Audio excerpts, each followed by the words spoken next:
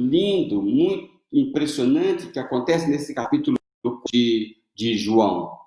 E eu quero hoje chamar a sua atenção para esta frase: se você percebesse, se você conhecesse o dom de Deus e quem lhe está pedindo. Aí vamos colocar 3 pontinhos. Muitas coisas aconteceriam se você percebesse. Então, a ideia central desse texto é a percepção ou a falta de percepção da mulher samaritana.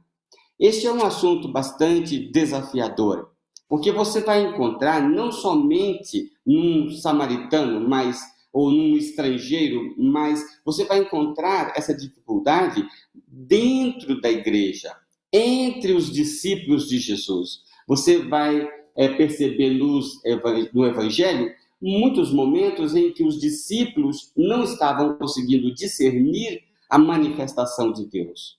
Tudo que nós sabemos sobre Deus é porque Ele se revelou. Ele permitiu que fosse percebido por nós. A palavra aqui é o dom de Deus. Dom, dória, dom é algo que Deus dá e que não é merecido. Não é resultado do meu esforço. Não é porque eu fiz algo ou mereço receber isto. Deus se revela gratuitamente, porque Ele deseja ser conhecido.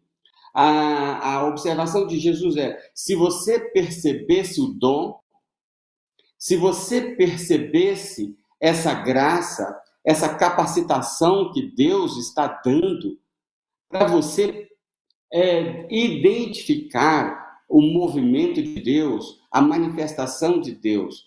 Quanto prejuízo acontece em nossa rotina porque nós não percebemos a presença, o movimento, a manifestação, a ação de Deus perto de nós ou em nós. O sonho de qualquer pastor, o sonho de qualquer pai cristão sincero, é ver suas ovelhas, seus filhos, né, com uma grande capacidade para perceber Deus na rotina. Nós vivemos tempos difíceis, tempos de pandemia, e parece desafiador, ainda mais desafiador, perceber a presença de Deus nestes tempos. Mas nós podemos nos exercitar, nós podemos nos esforçar para valorizar essa graça que Deus nos dá. Nós trabalhar esse assunto em nossos corações. Eu estava perguntando, Jesus queria que aquela mulher samaritana o identificasse? Jesus esperava que ela percebesse que ele era o Messias? Por que ele fez essa observação a ela, ou com ela? Se você percebesse o dom de Deus, você agiria de um outro modo.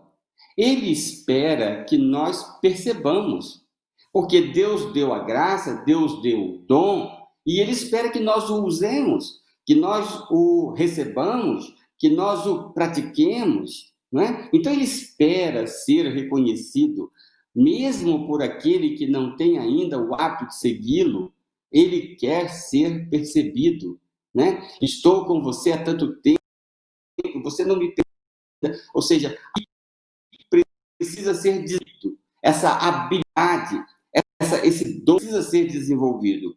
O que impede a gente de perceber?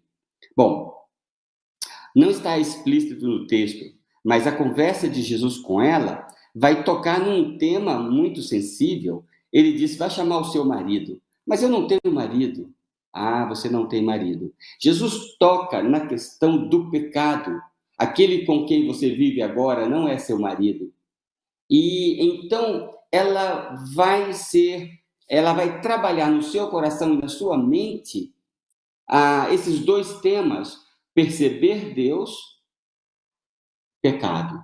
A Bíblia diz que o pecado cega o nosso entendimento. Então, óbvio, naquilo que depende de nós, nós precisamos buscar que os nossos corações sejam limpos, não é?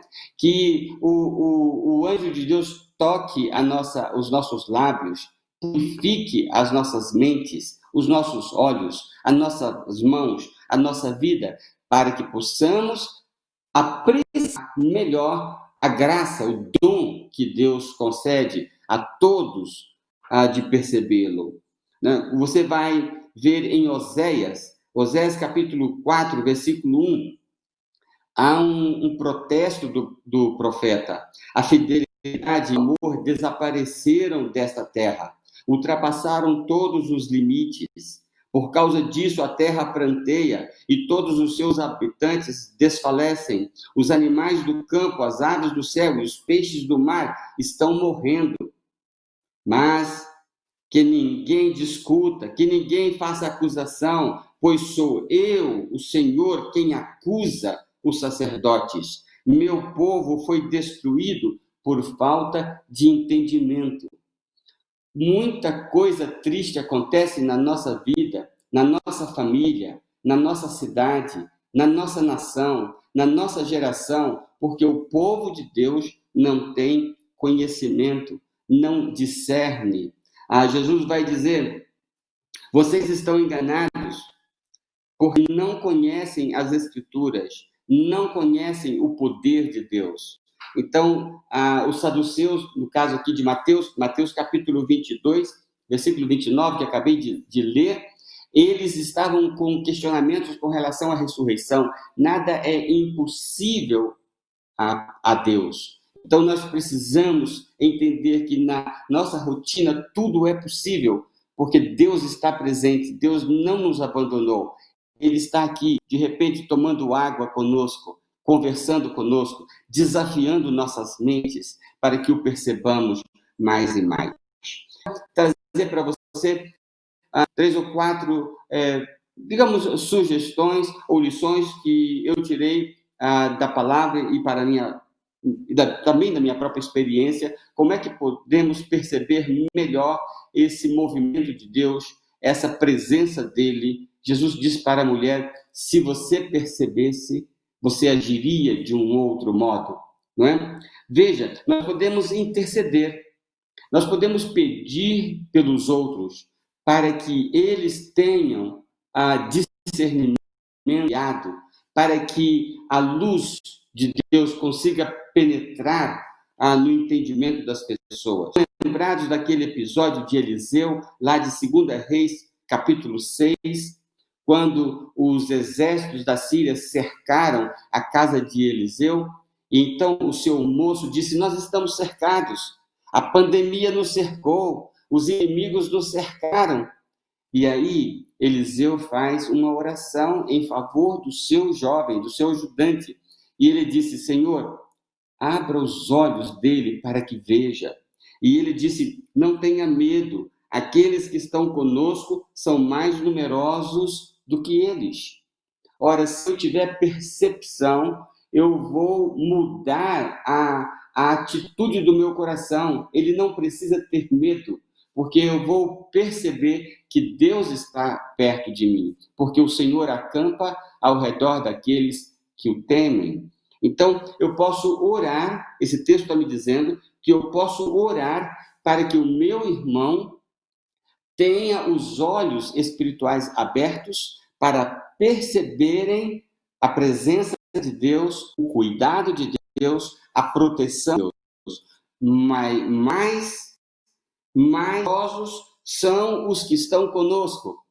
Quando nós estamos enfrentando momentos de dificuldade, como muita gente está enfrentando nessa época, a tendência é de acharmos que estamos sozinhos, né? Mas não é verdade. Vamos pedir que Deus abra os nossos olhos e os olhos dos nossos irmãos, para que eles percebam que mais são os que estão conosco. Não tenha medo. Aqueles que estão conosco, que você não está vendo, são mais numerosos do que os nossos inimigos. Senhor, abre os olhos dele para que veja. orou Eliseu. Nós podemos perceber a presença de Deus na comunhão. Nós acabamos de acompanhar vocês aí no templo, celebrando a ceia do Senhor, como Ele ordenou, não é? Vocês estão lembrados daquele episódio narrado em Lucas, capítulo 24, dos dois discípulos que andavam para Emaús, caminhavam para Emaús, e Jesus se apresenta diante deles e conversa com eles, e expõe a palavra, e interage com eles, mas eles não perceberam. Eram discípulos, mas não perceberam. Sabe quando perceberam? Quando partiram o pão. No momento da comunhão, nós percebemos Deus. A ceia do Senhor tem também este sentido. Há poucas ocasiões, poucos momentos são tão ricos para percebermos Deus como em momentos em que os salvos estão juntos em comunhão. Seja cantando hinos, seja orando, seja participando da ceia, até mesmo em momentos de alegria, de festa, quando os cristãos, os discípulos estão reunidos e invocando a presença de Deus. Onde estiverem 2 ou 3 discípulos meus, ali eu estarei. Ali eu estarei. A presença poderá ser percebida, porque Ele estará com os discípulos reunidos. Nós podemos perceber com maior facilidade a presença de Deus no estudo da palavra. Jesus está sempre invocando a palavra, todos os seus ensinos, inclusive com a mulher samaritana. Ele vai expor a palavra. Não é nesse monte, não é naquele monte. Os verdadeiros adoradores adorarão o Pai em espírito e em verdade. O estudo da palavra é o grande momento, ou é um grande momento para percebermos a presença do Senhor. Esses discípulos que caminhavam para Emaús, depois que eles que tinham detectado que era Jesus que caminhava com eles, eles usam uma frase muito forte.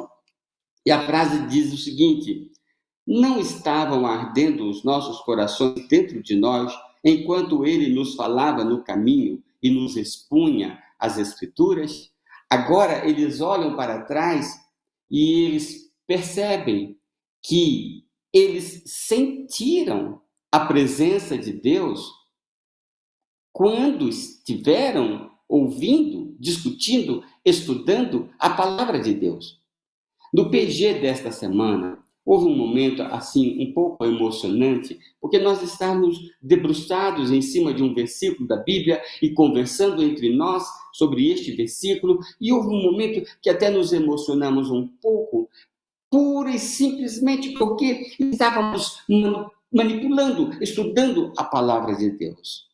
A palavra de Deus, ela é muito preciosa e o Senhor zela sobre ela. Então, se eu quero perceber Deus, eu devo ler, estudar, ouvir, falar da palavra de Deus. Esse é o momento quando Deus se manifesta. Quer ver Deus? Estude a palavra.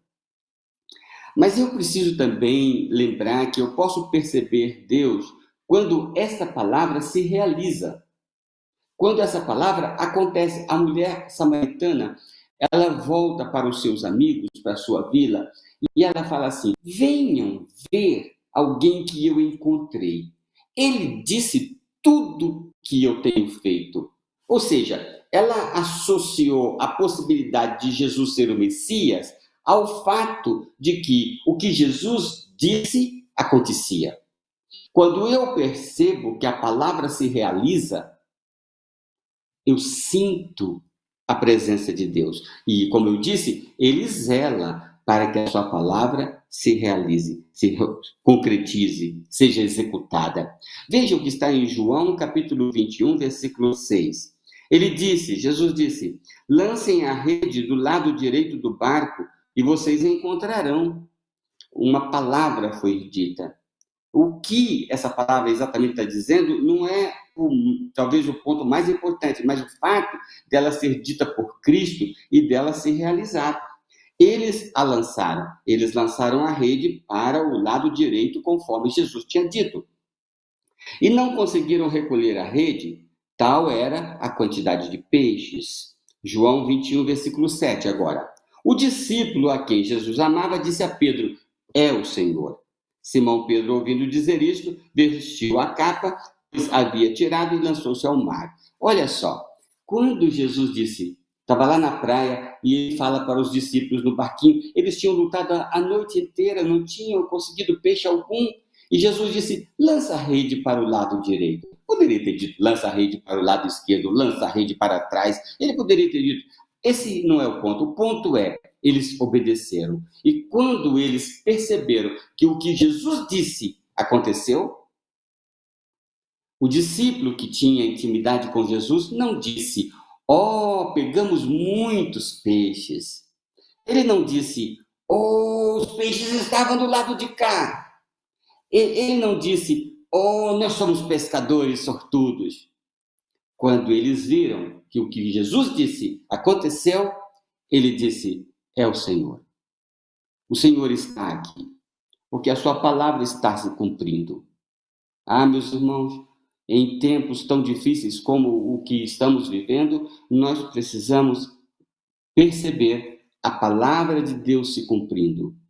Nada do que Jesus disse vai deixar de se cumprir. Quando acontecer, então lembrareis, disse Jesus. Né? Nós percebemos quando a presença de Jesus, quando a palavra dele se cumpre. Nós percebemos a presença de Jesus também no silêncio, na quietude. Aquela mulher, ela saiu do encontro de Jesus com uma pulga atrás da orelha. Né? Jesus disse, se você percebesse a capacitação que Deus dá, você pediria outra coisa, você agiria de outro modo. Então ela volta para a sua vida. Meus irmãos, ela voltou fazendo muitas reflexões. Muitos pensamentos vieram à sua cabeça. Ela recapitulou a sua vida. Ela pensou na sua vida de pecado. Ela pensou em tudo que estava ou tinha acabado de acontecer ali.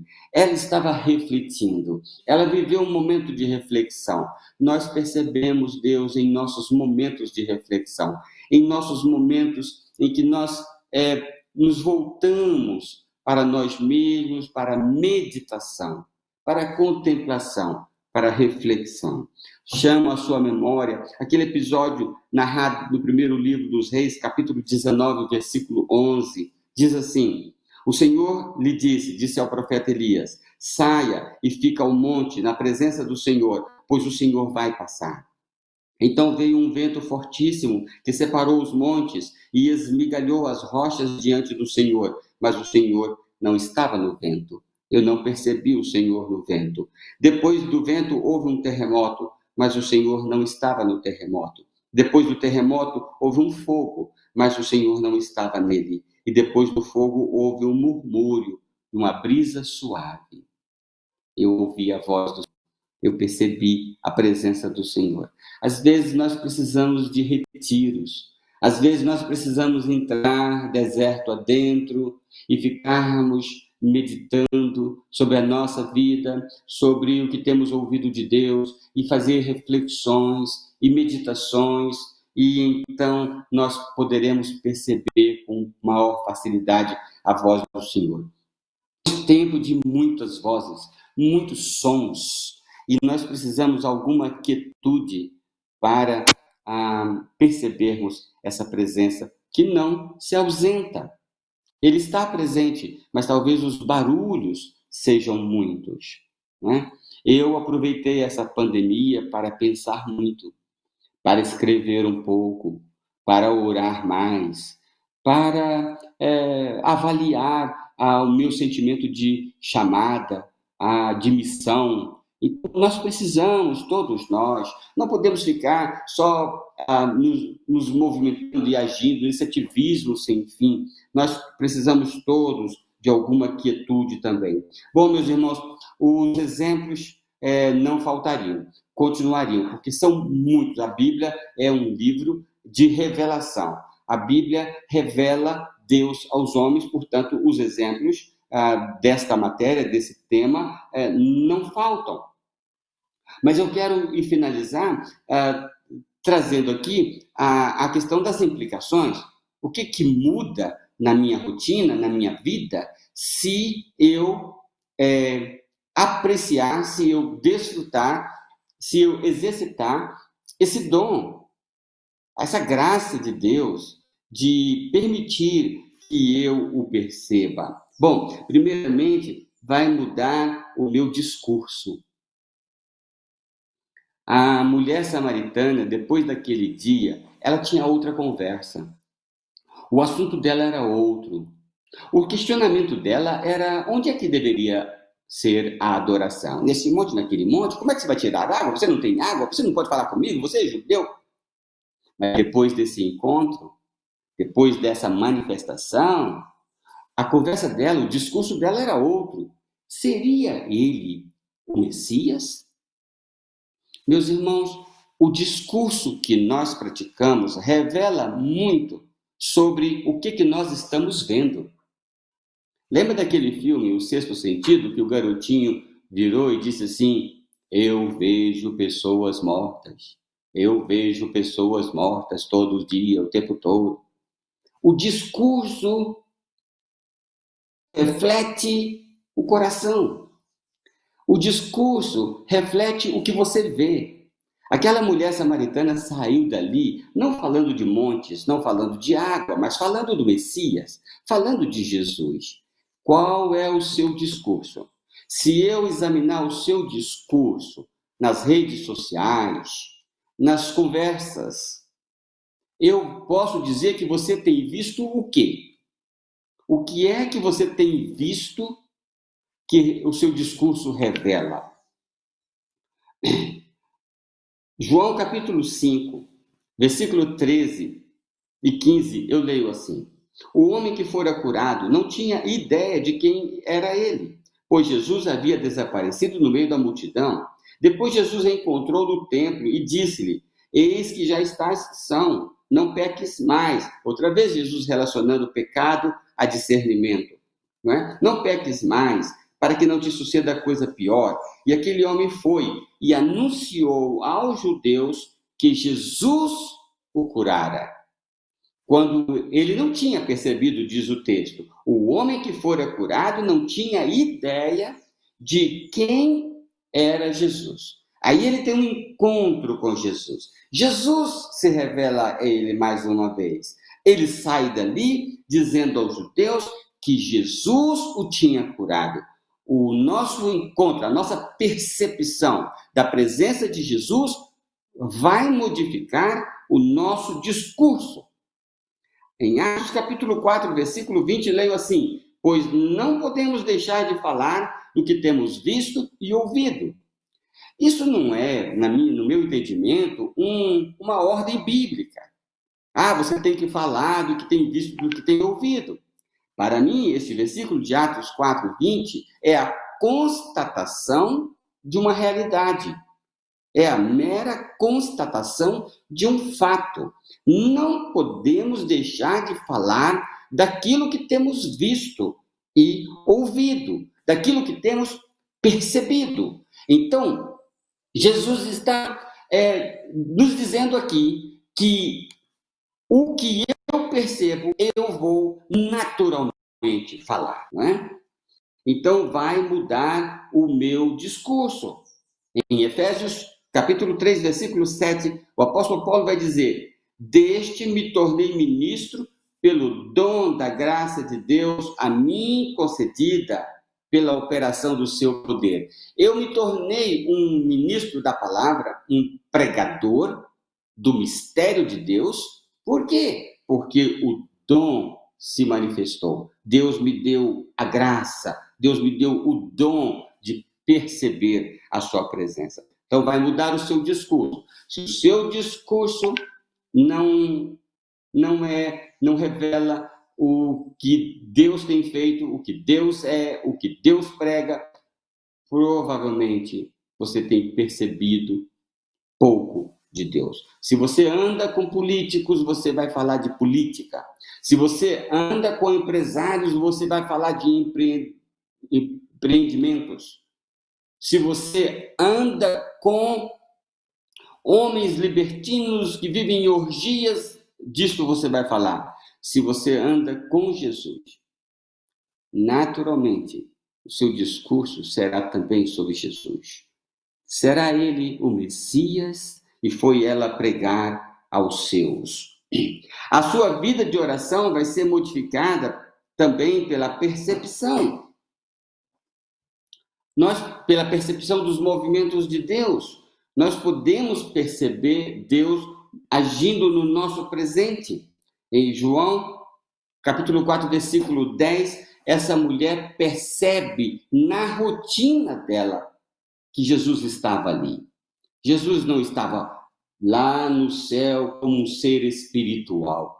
Jesus estava ali onde ela retirava água.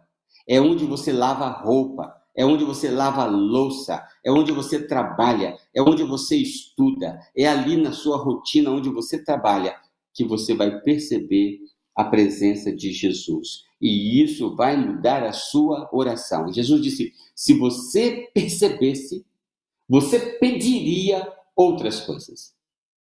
Você não pediria o que você está pedindo se você percebesse de fato a presença de Jesus. E por fim, a sua prática vai ser modificada quando você perceber a presença de Deus, quando eu perceber melhor a presença de Deus. Em João, capítulo 5, um capítulo à frente, versículo 17, leio assim: disse-lhe Jesus: meu Pai continua trabalhando até hoje e eu também estou trabalhando. Jesus lhes deu esta resposta: eu lhes digo verdadeiramente que o Filho não pode fazer nada de si mesmo, só pode fazer o que vê o Pai fazer, porque o que o Pai faz, o Filho também faz. Pois o Pai ama ao Filho e lhe mostra tudo o que faz. Sim, para a admiração de vocês, ele lhe mostrará obras ainda maiores do que estas. Que conceito extraordinário nós encontramos aqui. O Filho não pode fazer nada de si mesmo, só pode fazer o que vê o Pai fazer. A prática, as ações da nossa vida serão modificadas a partir do que nós vermos Deus fazendo. O Filho não pode fazer nada mais do que aquilo que ele vê o Pai fazendo. Jesus está me ensinando o seguinte: eu vou observar o Pai trabalhando, eu vou observar Deus trabalhando, e em observando Deus trabalhando, eu também vou fazer como ele faz. Eu vou praticar o que ele faz. Observe esse conceito. O Filho faz apenas o que vê o Pai fazendo. O que o Filho vê o Pai fazendo, o Filho faz. O nosso tempo se encerra, mas esse conceito merece uma reflexão mais acalentada no seu coração. O Filho faz apenas o que vê o Pai fazer. O que o Filho vê o Pai fazendo, o Filho faz. A nossa prática será também modificada quando nós enxergarmos, percebermos a Jesus trabalhando, não é? Por isso concluo com Efésios 4. Eu comecei com Oséias 4, quando diz que este povo está sofrendo por falta de conhecimento, mas não é o caso dos irmãos, não é? Para os irmãos, eu leio Efésios 4. Como prisioneiro no Senhor, rogo-lhes que vivam de maneira digna da vocação que receberam. Sejam completamente humildes e dóceis, sejam pacientes, suportando uns aos outros com amor. Está falando de prática. Façam todo o esforço para conservar a unidade do Espírito pelo vínculo da paz. Há um só corpo e um só Espírito, assim como a esperança para a qual vocês foram chamados é uma só. Há um só Senhor, uma só fé, um só batismo, um só Deus e Pai de todos, que é sobre todos, por meio de todos e em todos. E em cada um de nós foi concedida a graça conforme a medida repartida por Cristo. A graça concedida conforme a medida repartida por Cristo. Senhor Deus, eu peço ao Senhor, de todo o meu coração, que me conceda mais desta graça, para perceber o Senhor ao meu redor, o Senhor trabalhando perto de mim, e em vendo o Senhor, ó Deus, creio que o meu discurso será afetado, as minhas orações serão diferentes, as minhas ações, as minhas práticas serão influenciadas por aquilo que eu estarei vendo. Quero ter os olhos fixados no Senhor trabalhando, porque o Senhor continua trabalhando perto de nós. Nós oramos em nome do Senhor Jesus. Amém.